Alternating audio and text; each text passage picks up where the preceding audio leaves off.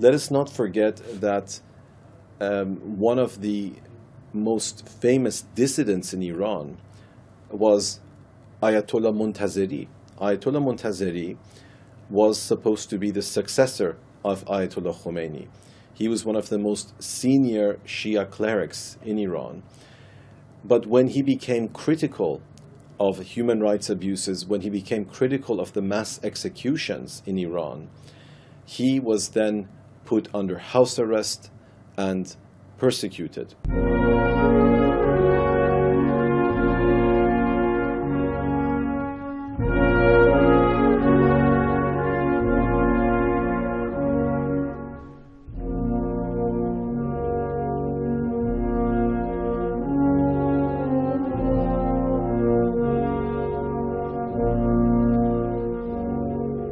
لما جاء خاتمي والحكم الإصلاحي التي صار نوع من الانفتاح أو شبه الانفتاح في إيران، وهذا استغله شعبنا من أجل يعني تنفس الصعداء نوعا ما، ويعني بدأت تنشر الصحف باللغة العربية أو اللغة العربية والفارسية، والاجتماعات والأمسيات الأدبية، وحتى حزب سياسي تشكل باسم حزب الوفاق، وصار نوع من الحراك يعني حوالي 25 أو 26 مركز أو مؤسسة ثقافية تأسست بمدينة الأهواز العاصمة. When President Khatami was in charge, for the first time in the history of Iran, I would like to say the modern history of Iran, elections were held, local elections were held in the provinces, whereby local officials were for the first time elected as opposed to being appointed from Tehran. This was a very, very big step. And although the previous constitution of Iran, the one that was drafted in 1905, had made provisions for such elections, from 1905 to, I think, the late 1990s, just before the turn of the millennium, no such elections were held.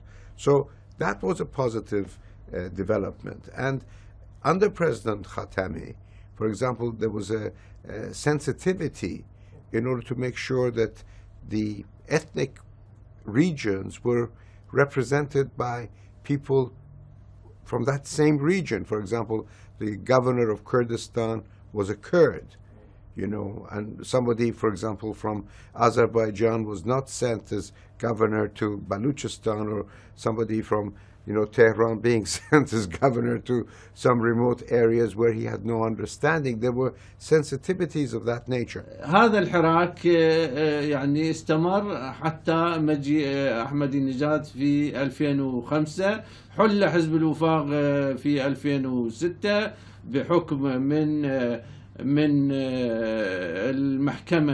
محكمة الثورة أو ما يسمى بمحكمة الثورة، وهو حزب إصلاحي في الواقع لأنه كانت له علاقات وطيدة مع الإصلاحيين في طهران. The reality is that, for example, when Khatami came to power in the late 90s, in 1997, the hardliners and the ideologues were in a much stronger position. The country was not in the kind of economic trouble that it is in today. So the leadership, led by the supreme leader at that time, had many options apart from the kind of options that were offered by Khatami. And they chose those options. They never fully supported Khatami, and they undermined him until Ahmadinejad came to power and created the kind of chaos which has removed all those options.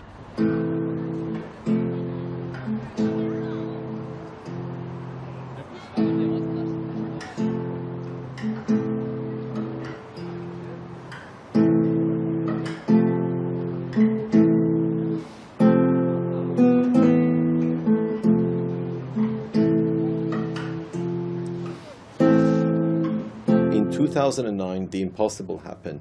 Millions of Iranians, not just in Tehran, but in Tabriz, in Esfahan, in Shiraz, throughout the country, came out in an unprecedented demonstration of people power, and it was overwhelmingly peaceful.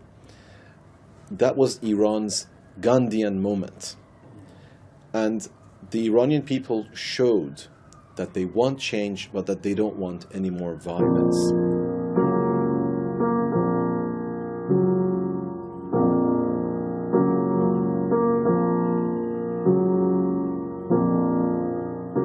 In Tehran, we witnessed, especially in 2009, after the presidential election, the so-called Green Movement.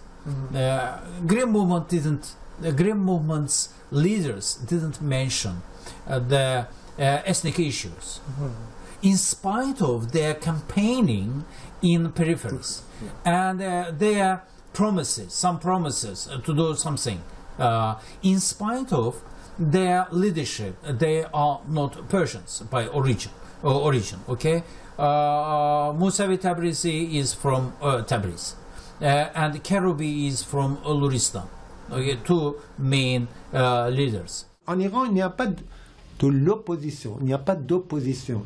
Parce que, vous voyez, vous entendez de la part de vos collègues en Iran, à l'extérieur, des réformateurs, des conservateurs, des je ne sais pas quoi, ils sont tous des partisans du régime.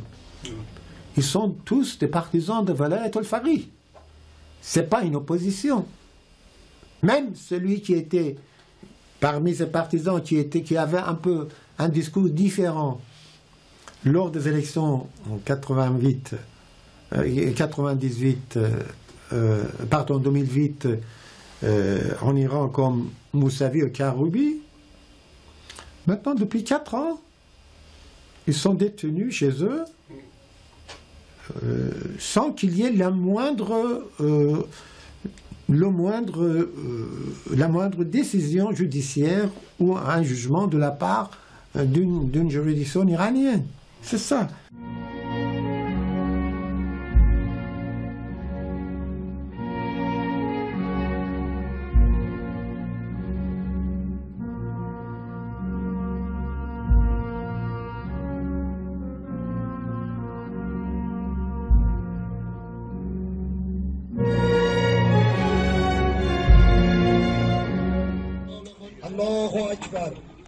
نیروی انتظامی تشکر، قوه قضایی تشکر، همانا کیفرانان که با خدا و رسول به جنگ برخیزند و در زمین فساد کنند، جز این نباشد که آنها را به قتل رسانده یا به دار کشند و یا دست پایشان به خلاف ببرند و یا با نفی و تبعید از سرزمین صالحان دور کنند.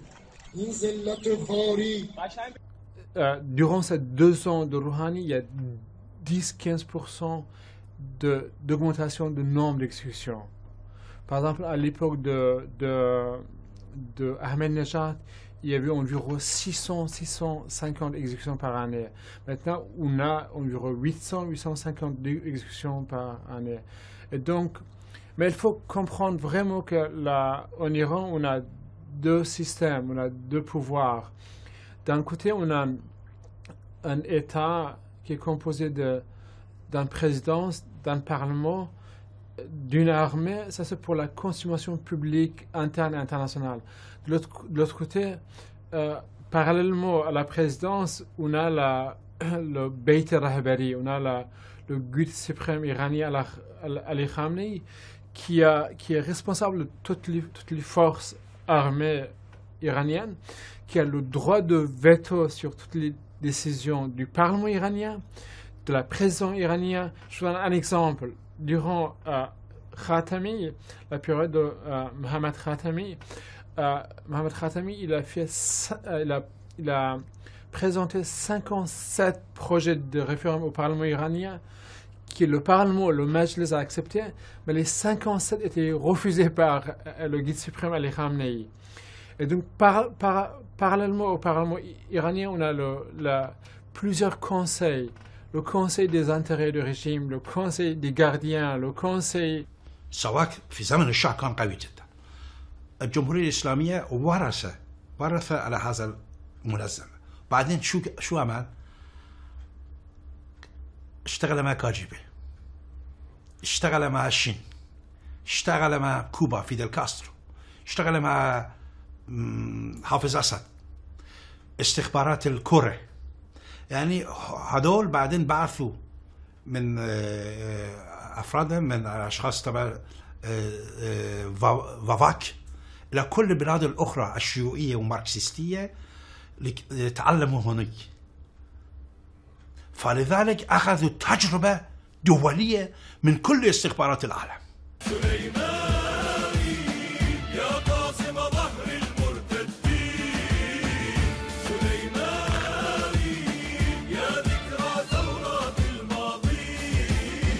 À l'armée iranienne aussi, il y a la force des Spahpazaran, les gardiens de la révolution.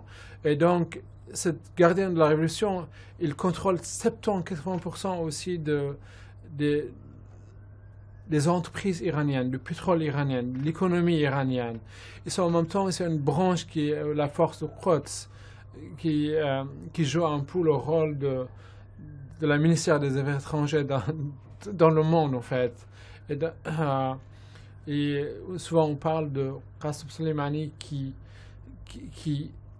agit comme le ministre de Défense iranien aussi, mais aussi le ministre des Affaires étrangères iranien. Et certains pays de la région, comme l'Irak, certains responsables irakiens, ils ne parlent pas avec le ministre des Affaires étrangères iranien, comme Jawad Zarif, mais ils parlent directement avec M. Qasem Soleimani, qui a tout le pouvoir donné par le guide suprême iranien, Ali Khamenei. Shias constitute something like maybe 10-15%, I don't know, of all Muslims in the world. But from the borders of Iran and Pakistan and Afghanistan all the way to the Mediterranean with Lebanon, that area including the Persian Gulf region, if you consider that, the population of the Shias is something around 40%. It's not 10% or 15%. So they're a large community.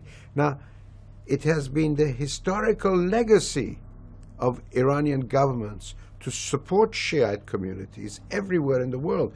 That is what Persian kings always referred to themselves in the past, and this legacy has remained even in stronger terms for the present government, which is an Islamic government. But playing or being influential in the region in the name of supporting Shias does not mean giving them missiles and rockets and things like that to become aggressive, but to helping them with schools, with hospitals, with education.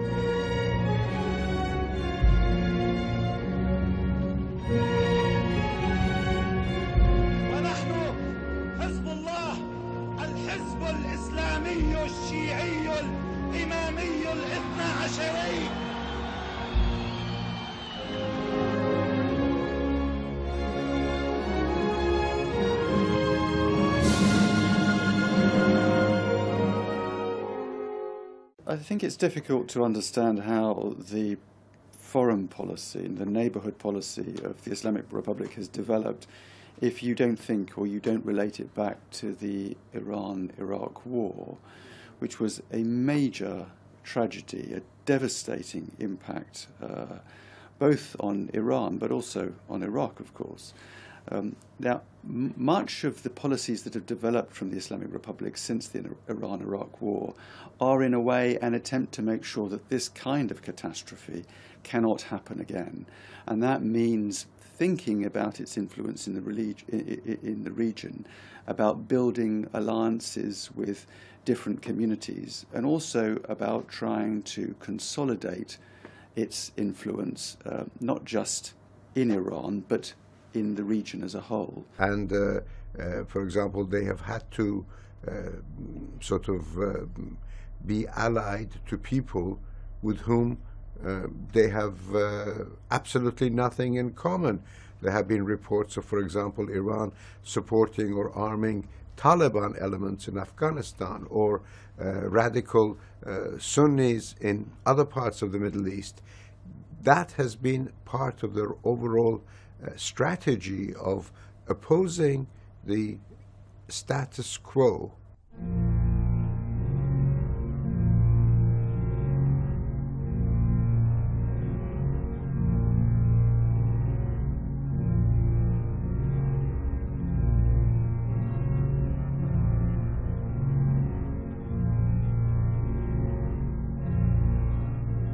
Nobody wants to prefer war or conflict or sanctions that hurt ordinary Iranians over diplomacy, over a deal on the nuclear issue.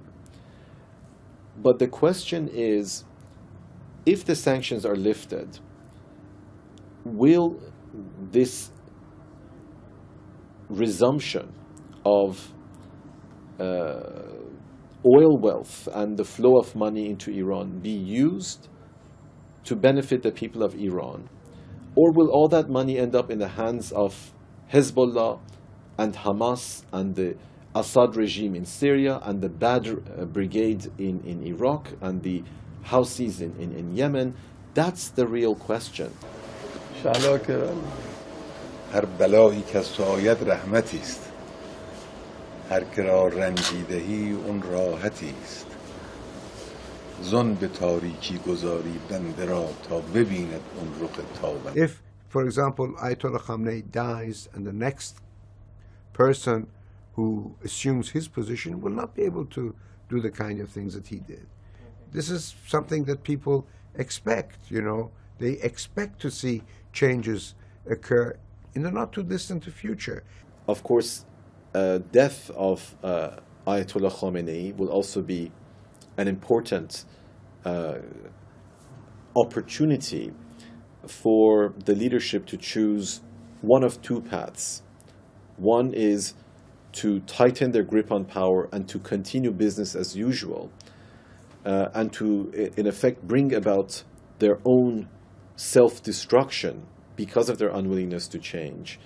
And the other is to realize, at the very least, that from 2009 onwards, what we witnessed in Iran wasn't just a political conflict between the Mousavi and Ahmadinejad faction, but a political and cultural seismic shift, an earthquake, a tsunami, really, which reflects the rise of a totally different society and culture in Iran, one in which there is the richest civil society in the Middle East, workers' movements, women's movements, human rights movements, environmental activists, artists, journalists.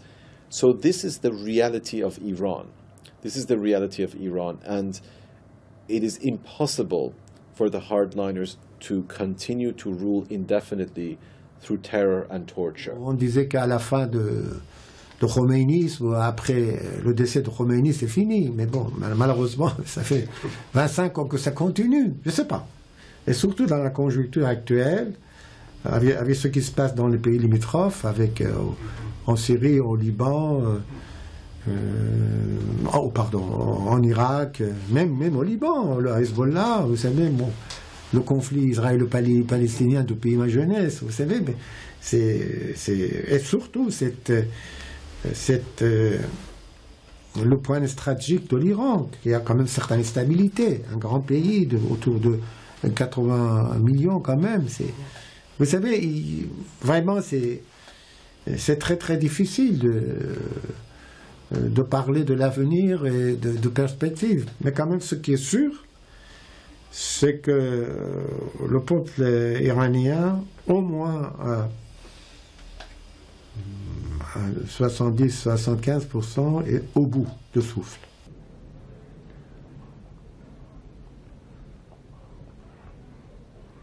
الله أكبر الله أكبر بسم الله الرحمن الرحيم الحمد لله رب العالمين. It was famously said about the Holy Roman Empire in European history that it was neither holy nor Roman. It can be said about the Islamic Republic of Iran that is neither Islamic nor a republic. بسم الله الرحمن الرحيم إنا أعطيناك الكوثر فصل لربك وانحر إن شانئك هو الأبتر.